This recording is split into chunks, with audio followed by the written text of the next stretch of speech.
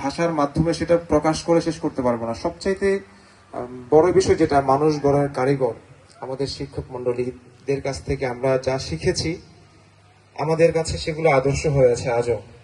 আমরা শ্রদ্ধা ভরে স্মরণ করি সেই ক্লাস পরিচালনা, ক্লাসের ম্যানেজমেন্ট, খেলা পরিচালনা থেকে শুরু করে এভরি ইভেন্ট আমরা যেগুলো পরতে পরতে স্মরণ করি, আমাদের দেহের সাথে রক্তের সাথে মিশে গেছে। আমরা আসলে অনুভূতি করতে পারছি না যে আমরা শিক্ষকদের কাছ থেকে কি শিখেছি।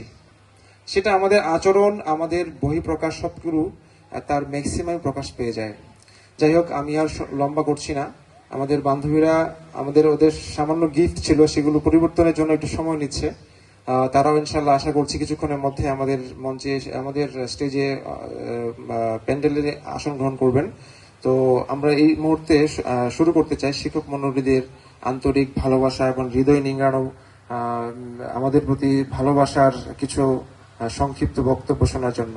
আমি প্রথমে অনুরোধ করব আমাদের মঞ্জু স্যারকে আমাদের মঞ্চে এসে আমাদের উদ্দেশ্যে কিছু কথা বলার জন্য। Sir, Manju sir.